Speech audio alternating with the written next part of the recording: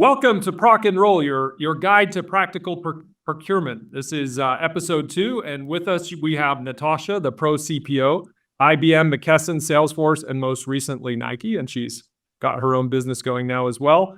Zach, of course, the go-to expert for all things procurement, Mr. KPMG London, 11 years in this business, and I was trying to figure out if he is the most eligible bachelor in London, and sorry, ladies, he is not. He is called for right now. And Conrad, the self-proclaimed innovator, paper PRs at Intel, transformational CPO at Adobe, and now founder and CEO of Graphite. So with us, we join you with almost 70 years of practical procurement experience. At Proc-N-Roll, we'll discuss the latest and greatest trends and topics in procurement. At the same time, we'll talk and walk through the cornerstones of key building blocks of procurement. Whether you're new to procurement or a seasoned veteran, we have the discussions that will elevate your thinking and keep you grounded in practical procurement and value. Ultimately, your jobs, our jobs, and procurement exist for one purpose, and that is to enable the success of the business organization that you support. So with that, let's jump into today's discussion. Last time we left our heroes, they were in all sorts of different places. Today we find Natasha in Arizona at a conference. We just pulled her out of the line of autographs and signatures. Next week, she's headed to London. Tell us what's happening in Arizona, Natasha. What's the topic of the day? North America supply chain conference. AI is topic of the day, but it doesn't mean that it's the topic of the day with clear answers. It's intriguing. It's mesmerizing. Everyone is talking about it, but it's kind of like we're not everyone in the room exactly sure what they're talking about. I was leading the session related to procurement transformation, and I felt it was it was a little bit different because it was very tangible. It's kind of like, if you're transforming, this is what you need to look after, and this is how you need to think about it, and this is what transformation is versus what it isn't. So AI is in the center of supply chain for everything, and people are certainly very eager and willing to learn and experiment, and everyone is. There were a lot of great discussions, but it's still morphing. I'd say it's still morphing into how it's really going to be utilized widely. There were some very good business cases of the companies that already use predictive analytics, that already use kind of like where do we source from, how do we transport it, so that kind of like aligning. And VP of supply chain from Walmart was talking about it, how to align sourcing and supply chain. It was very interesting talk this morning, but I'd say it's not AI fatigue yet, but it's still, the clarity is still to be. It's definitely the topic of the day. I was down in Miami last week at ProcureCon Indirect East. Really cool and fun conference there. If you were there, you saw us with our F1 simulator at the booth. If you missed it, catch us at the next one. But same thing in Miami at ProcureCon. Lots of conversation about AI.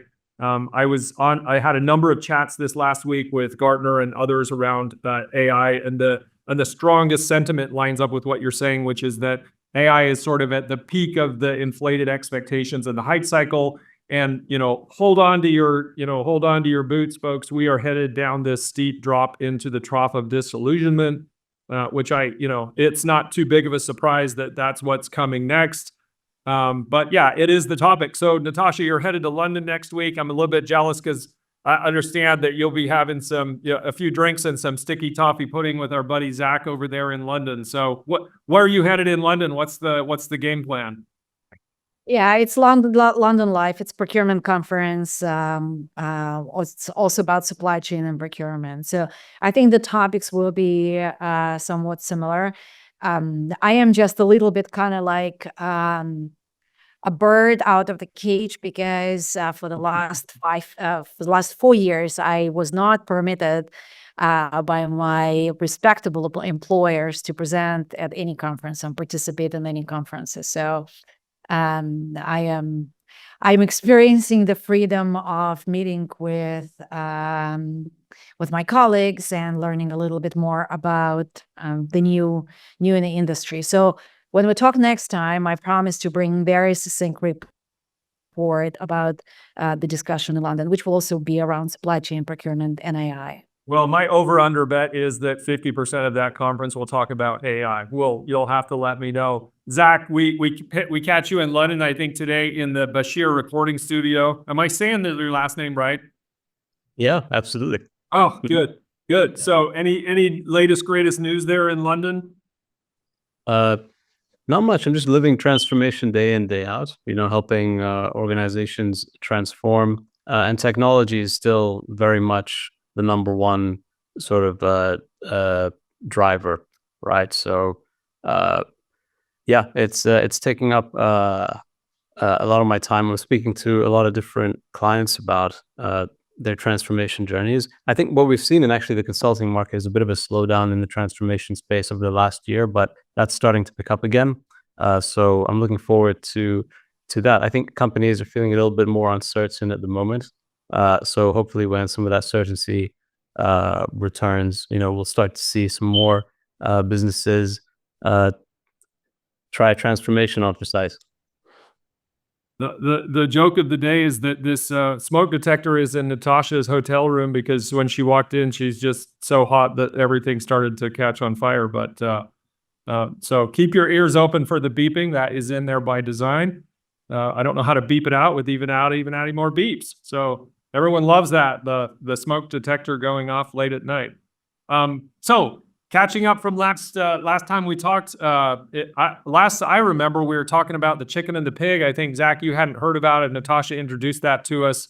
The pig puts the bacon on the plate, lifetime commitment, and the chicken contributes an egg. Although I think the baby chick feels pretty committed by that point as well. So that brings us into this kind of continuation of that conversation about leadership transformation. How do we get to not just sort of doing our job and sort of talking about good things, but actually delivering and enabling and supporting a real transformational leadership. Natasha, I'd love, I know a lot of what you do day in and day out now, and a big part of what you were doing at Nike and Salesforce really is about driving transformation, enabling business success. I'd love to kind of pick up where we left off and get your thoughts about, how should we be thinking about procurement transformation? Let's first agree on the definition, all right? Because there is a difference between good business hygiene and ongoing operational improvement and procurement transformation. Having building, sourcing, pipeline in advance, it's a good business hygiene. Having put in place category strategy that are reviewed with stakeholders and take into consideration deep market analysis, that's a good sign of mature procurement organization. Let's see, if you need to sharpen up your savings definitions and methodologies, that's not the transformation. But if you add these three together and throw on the top identifying and finding way to partner or to eliminate or to merge shadow procurement organizations, develop a plan on how to integrate acquired entities to avoid duplication and redundancy of the operational moments. And if you throw on the top managing bottom line as actively as the company manages top line and connecting savings, which was generated based on improved savings definitions and methodology, connecting it to company's bottom line and then tracking it and eventually having it impact your either EPS or company valuation, that's transformation. So one or two things, maybe not a transformation. You have a whole wheelbarrow full. You've got a transformation on your hands. Yeah. And I think that's exactly how, when we think about transformation, we should not be thinking it's a complex project. It's not a complex project.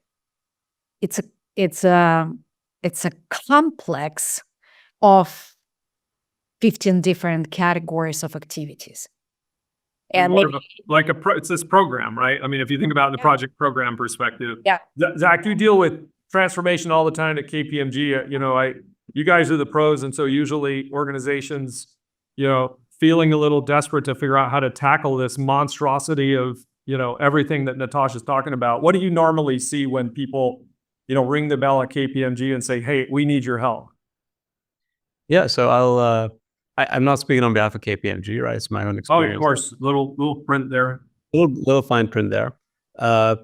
Usually companies have their finger on the pain point, right? So they sort of understand sort of what's causing them the most pain, right? Is it a process issue?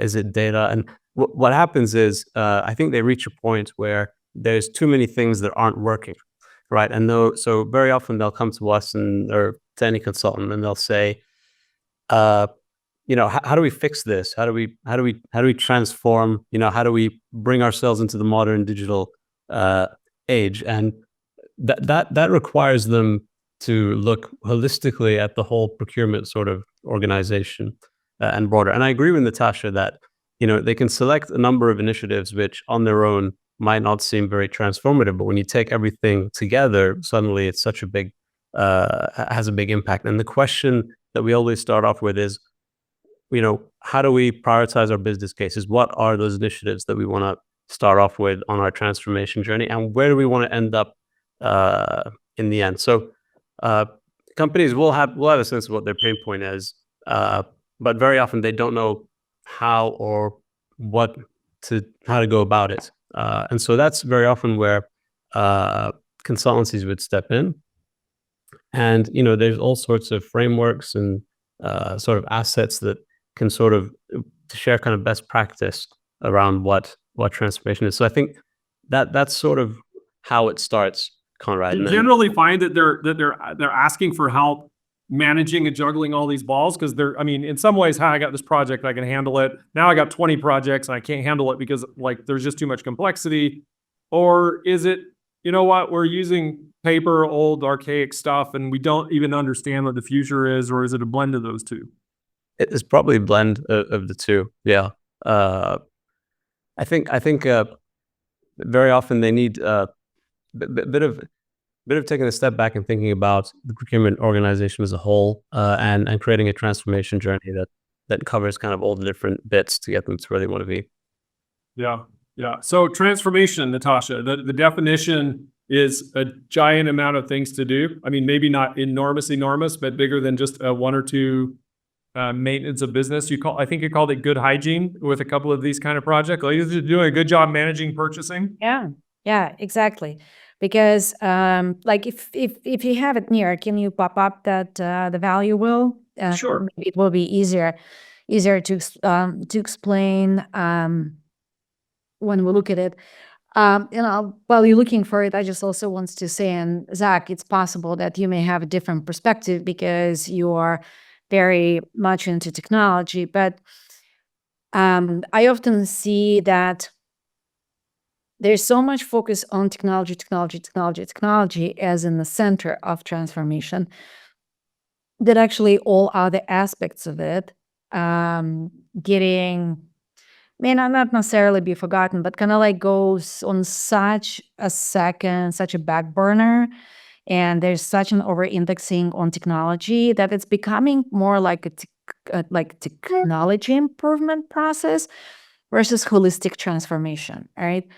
And I view technology as the number one enablement for everything that procurement does. And I can assertively say that the companies that are not investing in technology in procurement will experience very significant erosion of the bottom line in a couple of years. It may not come clearly today, but their spend will just grow exponentially and they will not even understand why. But it's simply because there's not the right technology in place that limits the number of suppliers that are on board, that doesn't track right spend and all of that. So it seems like kind of the lazy answer to fix stuff is just throw a technology patch at it versus, I was always thinking people, process, and technology. These are the three cornerstones of our business, and you kind of have to do it in reverse of what people think. They think technology and then the other stuff, and it's more like, no, you kind of need to make sure you have the other stuff and then you invest in the technology. Is that what you've seen as well? Zach, go ahead.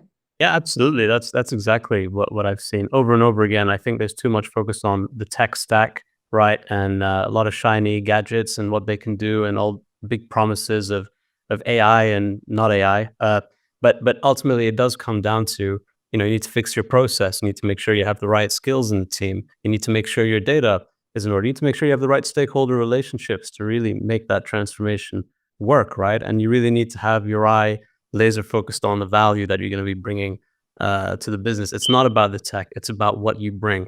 I know, Natasha. Just as you were speaking, I just thought, when we were trying to define transformation, would you define it by sort of the impact of that initiative or set of initiatives? Like, is it about the outcome that you achieve as a result? If it's meaningful enough, maybe then you can call it transformative versus, hygiene, I think, as you put it. Yeah, absolutely. Because like if you look at the value wheel, right? So if we start with the process, right? You can say that if the process today of whether it's engaging supplier or issuing the purchasing requisition or paying invoices or initiating intake form, if the process is cumbersome and the process is not user friendly and like more complex and complicated than needed, then people will try to bypass the process and they will try to avoid it. If they do that, it means that the spend under management goes down. It means that savings will go down. It means that compliance will be compromised. So it's kind of like each part of it has transformative significance. Like you fix the processes, a lot of fun, like it's kind of like all positive transformational improvements have domino effect, and so is negative. You fix the processes, and to fix the processes, you need to have the right technology in place. You instantly increasing spend under management, you increasing therefore value, you increasing stakeholder satisfaction, right? Or like maybe one area that we haven't spoken about is our relationships with suppliers, right? And it's not just supplier rationalization, but overall how we engage suppliers and how we're using them. Because like squeezing suppliers on the margins is so yesterday. It's like so much not in fashion anymore. But many low maturity organizations still negotiate based on that versus double emphasizing on market intel, which will come through stakeholder management, right? Like when we're preparing category strategies, we're double clicking on market intel, putting together a comprehensive case for which suppliers should be utilized. But in reality, suppliers are source of wisdom, source of best practice, source of know-how that they can help to elevate our transformation to the levels that we haven't experienced before. For if you're a heavy supply chain company, you may want to have supplier who come forward and say that, have you considered buying a plane? Because with your value and considering your inbound and outbound have, let's say, similar volume, have you considered that? Like it's kind of like this, they can be source of so many ideas that will eventually elevate the service offering. So each part of transformation, you're absolutely right, will have impact. It's how they stitch together. They are stitched together. So it's kind of like you can't address, you take one out, the whole house will fall apart. So these are all kind of like the right components. So do you have to go at it like all at once, Natasha? I'm just curious in your view. And Will it be not possible? Yeah. So do you start with the tech? Because very often, companies might start with the tech. They might see some new technology that promises to simplify transactional purchasing and eliminate all their pain points. Might bring that company and some other companies through an RFP process, RFI, learn a little bit about the technology and how it works. All the while, they're not thinking about necessarily the process or the people. Or do you find actually usually that is the case, and it is always a key consideration for I'd you? probably start with talent and leadership, stakeholders, and technology. So I would do these three in parallel because you will finish with policies and compliance and innovation. Like those will go closer to the end of your transformation process. But you have to start with, like, from my perspective and from my experience, you start with technology. You're absolutely right, because this is where everything sits. Processes do not sit in a vacuum. They're not like hovering in a space. They have to sit on the platforms that will take the users through the process. You, in parallel, at the same time, in phase one, you start working with your stakeholders, because you cannot start preparing the right processes if you don't have the right input from your stakeholders and you don't understand their business very well. And you start working, and you need to do in parallel. The third in phase one is talent and leadership, especially like your own resources, your own team, because you need to prepare them to have the right skill set to effectively utilize that technology and to be respectable subject matter experts in the eyes and perspective of the stakeholders. Yeah, Conrad, you did something similar when you were at your last corporate job. I don't know which I mean, I really think, like I mentioned, people, process, and technology. When I arrived at Adobe, I was pretty surprised because I left Intel, which is super mature supply chain and procurement, very process excellent, to get to Adobe, which was still like a 20 to 30-year-old business. And I found a low level of maturity, and maybe a lot of businesses are lower level maturity in purchasing than Intel anyway. I'm sure that's the case, but it shocked me. And so I set about this transformation vision. I was stunned how hard and time consuming it was to get through the people side of this. I mean, there were team members that needed to upskill. There were team members that needed to rotate out. There was new team members we needed to hire. And all of that, maybe because of the complexities in a large enterprise and HR, and, I mean, even finding talent in the Bay Area or some of these highly constrained markets isn't that easy anyway. But even if you could, most organizations don't let you just like playing card your way through the organization and get a brand new team in there. I mean, you have a process of upskilling and learning, and people was really hard. But then we really dove into the process before we got into technology, and it's stunning how often as you get in the process, you find out that it isn't the technology that's even the problem. It's just the dorky way that we implement the technology. I mean, we found redundant approvals. Like we go through the purchase requisition approval process with the same stack of approvers that we went through the contract approval process. And almost every purchase requisition required a contract of some sort. Luckily we got rid of a lot of that redundancy, but we just to say, no, we're only going to do this approval for the funding approval, and then this other person is going to do the contract approval or something like that. But that stuff isn't, I mean, it makes you think our tool is stupid when a lot of this is just like the process that you've implemented inside your existing technology. And without revealing that stuff, you would just go buy new technology and do the same dumb stuff in a new technology, thinking it was going to solve the problem. And so, that's really, that's my view from a transformation perspective. I don't know, like back to the previous question about what makes it a transformation. Is it the impact? When you're saying that, I'm wondering, impact is probably a measure of distance traveled, right? Yeah. Because you may not arrive at maturity level 10. You may be moving from 3 to 6, and that's a pretty significant transformation. Or you might be moving from 7 to 10, and the destination you arrive at is different, but you're going through so much change that you have to be very thoughtful about where you want to get to, what that looks like, and working through it with people. Natasha, we were talking earlier about some of the things you think about in terms of I'll bundle it all up in change management, right? You can't just go out there and start turning on a transformation and thinking you're going to get through it, right? And so maybe for the rest of our little conversation today, it would be helpful to say, okay, destination is I have a roadmap for change. I mean, there's a whole bunch of work that's going to come next. But if I go from I'm either in the job and decided I need to do a transformation, or I've been hired into the job to do a transformation. I got to figure out what I'm going to do. I need to put a roadmap together. What are the key things I need to do? Like, what's my first 30, 60, 90-day kind of thought process? I'd imagine step one is diagnosing the problem, right?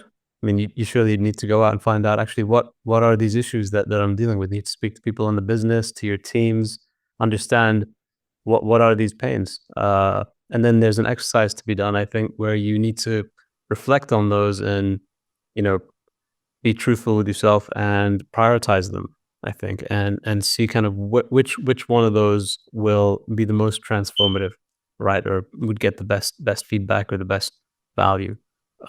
I think it resonates, Conrad, what you said, because, just simply taking, approvers out of a chain, that can be so transformative in and of itself, right? To a transactional procurement process. But it might not be, you wouldn't consider it a transformation per se, right? Yeah.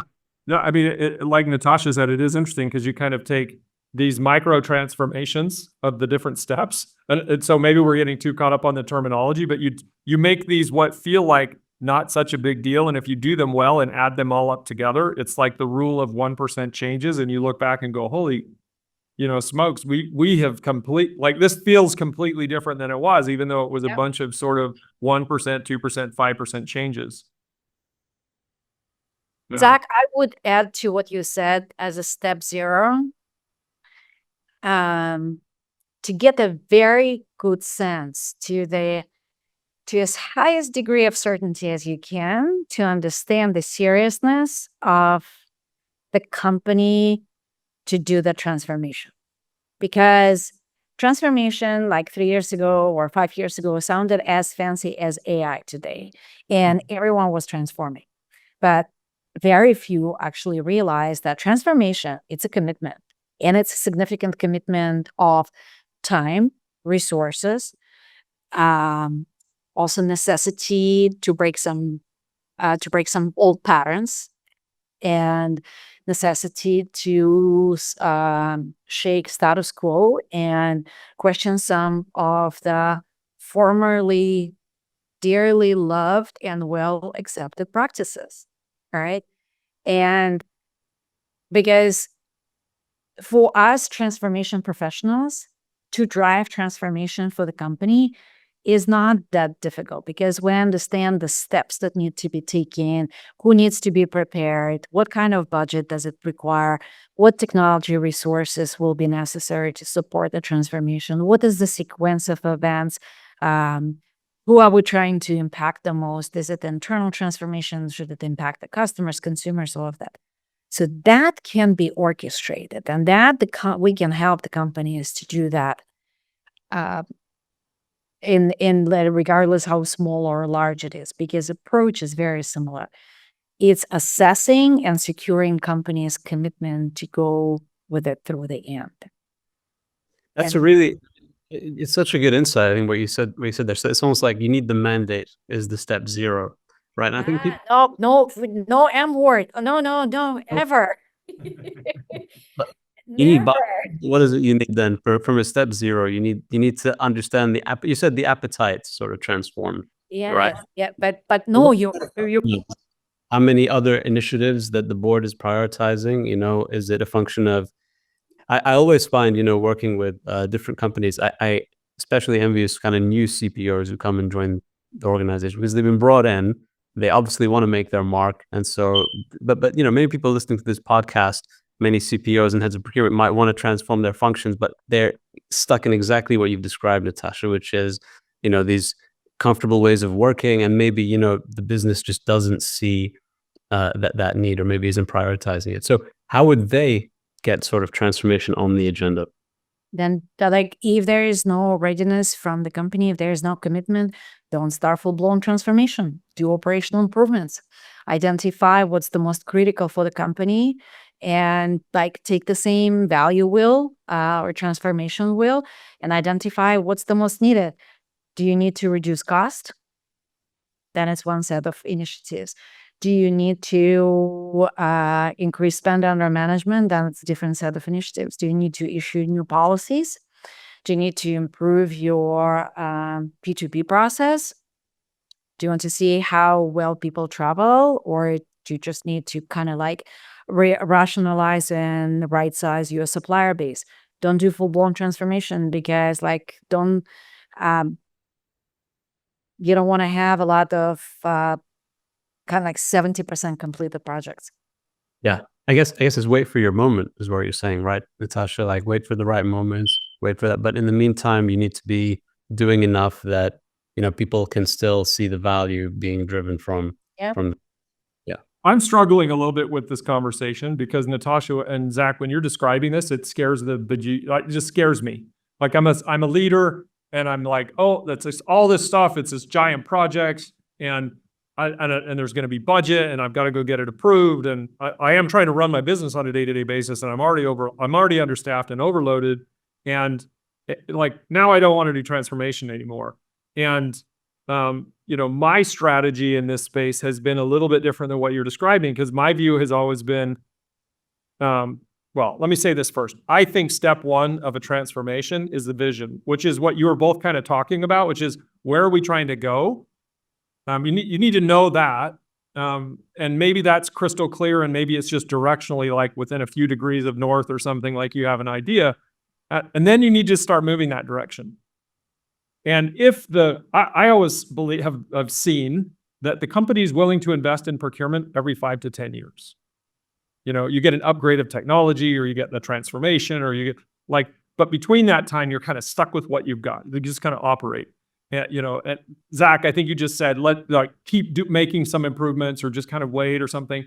To me, it's those, if you know where you're going and you can take the wheel that Natasha talked about and you can start chunking off bits of that as you go, it isn't as exciting as a transformation where it starts with a parade and KPMG shows up and it's all of this big stuff.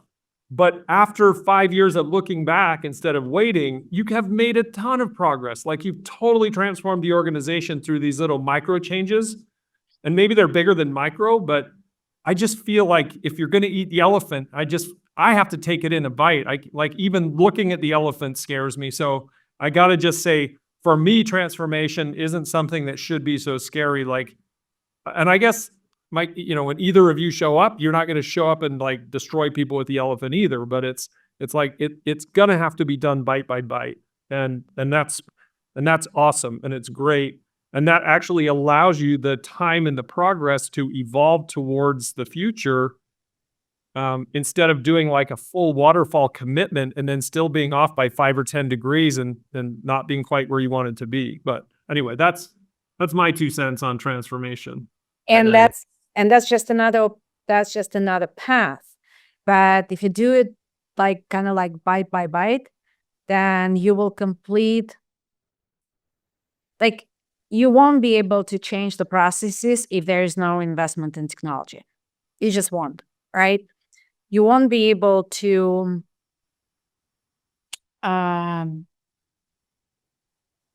rationalize supplier base and unless you we're going back to technology again and change the policy, right? Unless you implement some right way of onboarding, controlling, risk verification, ongoing management, and who can add new suppliers to the system. So you have to do that methodically. But by the time you'll finish with one, and then another one, and then the third one, the 5 years will pass, and you will have to go back to number one. Well, or you now have the money to buy the technology, right? Or, maybe what we're saying is kind of the same, where Zach's make these improvements. You're talking about do a few things and get prepared for that time when kind of the budget gears line up and bless you with the opportunity to do something a little bit bigger. What I liked about your approach, Conrad, that you suggested is very often we were talking earlier about why transformations fail before we started the podcast. I think one of the big reasons is taking too big a bite. trying to do too much all at once, right? I definitely see that as a very big risk. I think this is also something that I see in my industry is very often organizations that want to do this transformation, they want to try and de-risk it, and so they turn to sort of what is kind of leading practice or current practice, right? And so maybe it's easier sometimes to wholesale transform the function, and maybe there are certain drivers of that. So if there is a serious cost challenge in the business, or procurement is just out of control, right? And costs are out of control. Then, maybe at that point, and the board, it's a board topic, and they turn around and they say, well, we want to transform procurement. We want to go big bang, big investment, right? Let's hire a whole bunch of new people who've done this before. Let's look at our processes. Let's find a technology platform to implement, and let's do this over a year, 2 years tops, probably, to do that kind of big transformation. But then you have situations where maybe you've got a working process, or maybe as you alluded to, you just don't have that interest from the business for a rich transformation. So then kind of create your own way of doing it, where you do chunk it up into these smaller bits. But as Natasha rightly points out, you reach a point where you might need to go back to the board, ask for money for an investment, for capital, right? Capital investment, so that you can actually make the transformation stick, right? To really take you to that next level. So maybe it is, a series of steps, but then you hit a level where it's like, to unlock this one, right, I need to do something a bit bigger, right? I need to go and buy a big piece of software. And I think we would probably always agree, Natasha, it's software. Like, is that really always the biggest sort of bite for organizations, do you think? No, from cost perspective, From a transformation perspective. it's enabler. I think you got the people stuff too, right? Because you might be dealing with a lot of companies that are in the less mature side have had a generalist office manager that kind of got promoted into jobs and so they may be paying somebody half what they should be to have the skill and the experience and everything else. So yes, I do think that there are technology investments, but there's a lot as other investments as well. Yes, and people is a great aspect, because the concept of generalists in procurement is a very important concept, right? And also the fact that sometimes people just end up in procurement, right? Because it's not the kind of like, it's not a typical career path yet, right? It's becoming more, but in the past, a lot of people would just end up there. So the skill set is very critical, because, again, procurement does not own any budget other than their own travel, training, salaries, right? The budgets is owned by the stakeholders. In order for, whether it's chief supply chain officer or chief marketing officer or chief legal counsel, to open their door to procurement and say, yes, we trust you to manage our spend, you have to have subject matter experts in your team.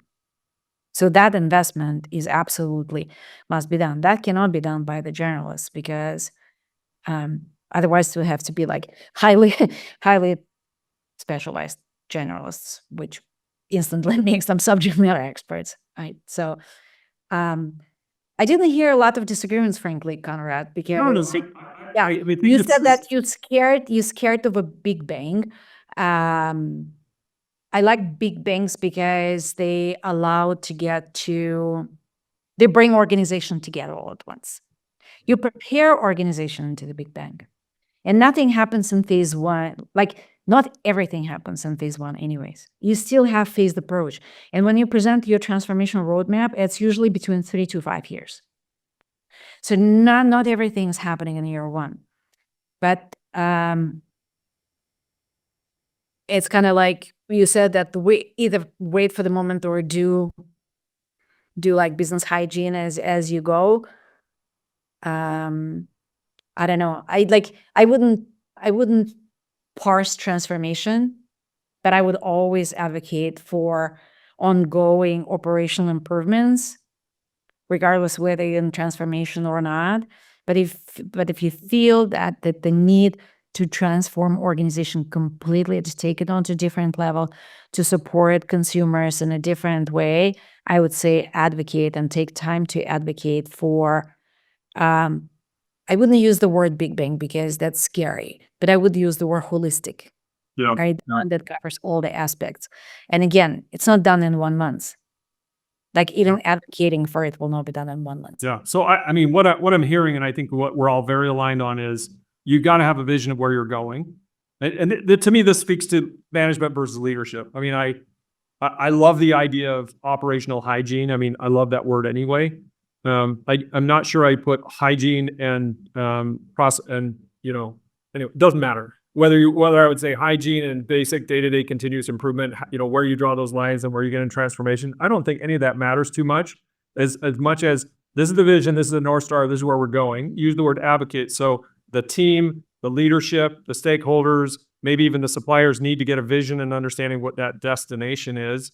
And then the leader, I mean, a manager is just doing the operation. A leader sees the vision, and then a leader helps the team and all of these stakeholders figure out, how do I get from where I'm at today down this path to this North Star vision that we're talking about, right? So that's the roadmap. So maybe as we wrap up, are we aligned on that? Like step 1 is figure out where you're going. Step 2 is figure out what you need to do to get there, which is kind of this roadmap. Yep.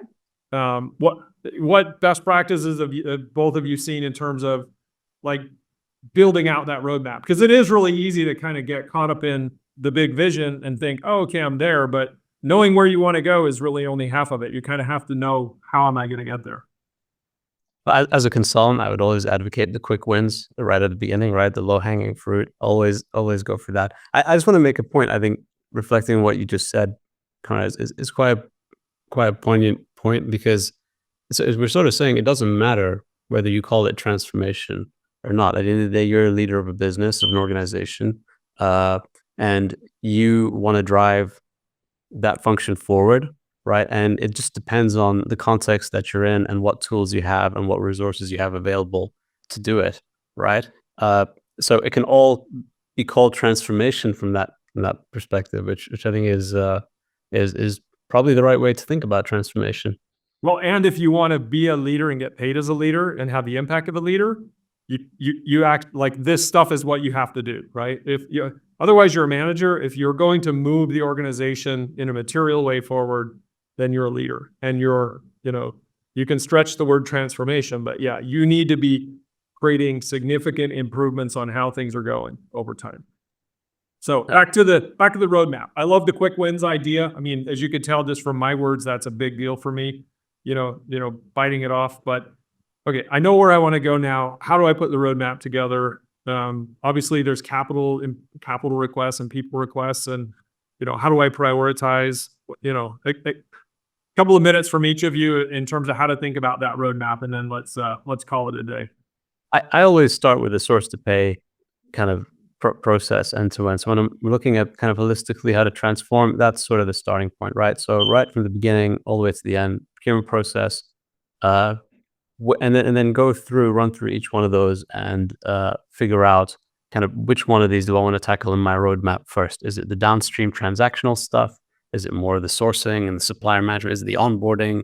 And so I think that's another good framework. So have quick wins, look at the source to pay kind of framework, and figure out where your pains are and how you want to factor that into your roadmap. Obviously, there's a lot of stakeholder consultation that you need to do to get people aligned on the roadmap. And do not underestimate the time it takes to do things.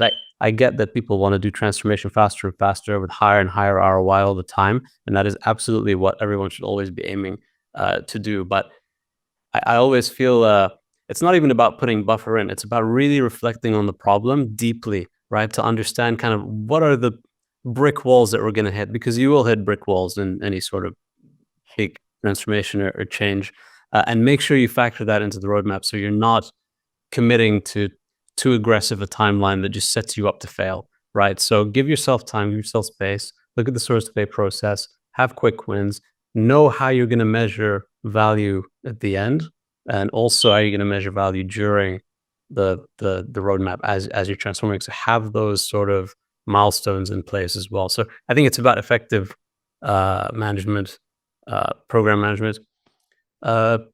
I'm almost picturing this a swim lane as you're talking. Like if you take source to pay and kind of go, these are all the elements of source to pay, and then this is where I have big issues and problems where I need to improve. And it's almost like in each of those areas, there's an understanding of what needs to, what change is needed in order to support this big vision that I've kind of laid out. So it's the program of transformation is the organization of these different components of, call it source to pay or whatever business process you're running, understanding those. And then now you're saying, understand from the pain, which ones do we start, kind of prioritizing and kind of building out that program. Yeah, and understand the dependencies, the interdependencies as well, because you might have a pain at some point in the process, which affects the pain further, a bigger pain further down in the process, right? So by tackling this, you're sort of on your way to fixing. Do you have any?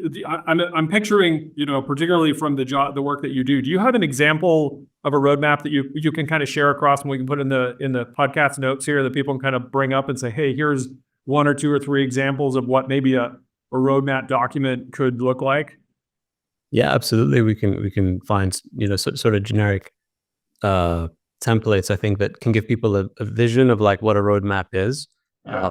But yeah, I think always templates are a good starting point. I always use templates, but make the roadmap your own, and always do it how you think is best for you in the business. Yeah, Natasha, roadmap. Any I like going after Zach because he says what should go first, and I'm saying what should go as 0. I'm totally cannibalizing on his ideas. But I promise you, I'll buy you a drink next week. So I would say that when I was building the last 3-year transformation strategy, I first aligned it to what was super critical to the company at that moment. And also where does the company and procurement, when I say company, I mean company from procurement perspective, falling behind. Or what is the key priority? Because at different point of time and a different company, priority is different. Like 5 years ago, like the key priority was, can you build sustainability and diversity and inclusion programs, right? And that was kind of like, it was very, very important for the companies. And that would have to be part of, if those programs would be low maturity or didn't exist, that would have to be a year 1. Now it's different climate. It can be year 2, year 3 for different companies, right? And for some, it may not even be a priority if they already have it well established. So it depends on where companies in different cycle. There are different categories that, like if I take ocean freight, you address ocean freight every year. So it's kind of like you don't change your overall transformation strategy because of ocean freight, because you address it every year. But if I take contingent labor as an example, you address it once in 5 or 10 years. So depending on where you are in cycle with that can be, because if you had the same contingent workforce provider for 9 years and the base of your non-employees had increased significantly, then you will have to address it soon. If you just signed the contract, then it's year 5, and it may not even actually be part of transformation altogether. So it all depends where the company is in. So I'm curious to see what kind of template Zach will find, and I'll see if there's anything that I will be happy to contribute to. But we also found that. Let me just pin in. That sounds like a gap analysis of each of these components of kind of the program. Like you said, contingent labor, is that a gap that we need to address? Like ocean freight, is that a gap we need to address? Or does it even a gap today? But this company, in this day and age, is this important or not? Is savings important or not? There are some companies who operate on perfectly well-balanced, top-notch very crisp savings definitions, methodology. They connect savings to the bottom line. They report savings to the Wall Street. It's part of their EPS. So it's a complete cycle. So Yeah. it's buttoned up. Don't touch it, huh? Don't go there. Don't include it in your transformation. It doesn't mean that that there may be like processes maybe out of order, maybe a lot of values left on the table because procurement is not helping many parts of the organization address, like bring their best sourcing practices. Maybe supplier base is out of control. Maybe there is not a risk management right in the program. Maybe as a result of internal audits, there are a number of deficiencies in SRM and risk management, and it needs to be addressed. So there are many other aspects of procurement activities that may go as a base into transformation. But I think need to stay fixed is, at least for the first 3 years, our main criteria that you're addressing. Like, is it commercial? Is it relationship? Is it procedural? Process. Is it process related? Is it like compliance or anything else? And you kind of like, and you carry it from one level on the year 1 to the deeper level on year 2 and to very deep level on year 3, because if you address it for 3 years, then you cemented it for the next 10. Yeah. Well, this is awesome. I love the strategic thinking about the big vision, where you need to get a little bit of kind of practical advice on how to build the roadmap. And Zach, your comment about make it your own, like there isn't a template that's going to get you there, which is awesome to hear that, especially from the consulting side, right? Because it's always this cut and paste mindset. But, I think that's just brilliant as you do your work and as we all work on these transformations. I'm super jealous of both of you meeting up next week. If I got to tell you, if I was going to be there with you next week, this is where we would go to eat, the Abingdon. Zach, I don't know if you know this place, but make a note. This food is absolutely delicious. And I did a sticky toffee pudding taste test across London last time I was there, and this place is off the charts. This is the food's good, the drink's good, the atmosphere's good. There's one thing I love about London, Conrad, is the amount of restaurants and places you can go where that you've never been to, right? It just endless. Yeah. Yeah, absolutely. Well, Natasha, really best of luck on the conference next week. Thank you. Thank And I you. hope you guys I think have the a great greatest time. benefit of today's call is that we determined that the fire alarm does not go on in my hotel room. It goes in Zach's, in Bashir's conference room. Yeah. The hottest bachelor in London, the hottest already committed bachelor in London. You're putting yourself in so much trouble, Conrad, just with every word you say. Recovery is harder and harder becoming for you. Oh, I love you guys. Have an amazing week. Safe travels to everybody. I'm in DPW in a couple of weeks in Amsterdam. If either of you are there, or anybody else would love to see you. And we'll talk again soon. Take care. Bring me some herring back. Oh, of course. Take care. Bye. Bye-bye.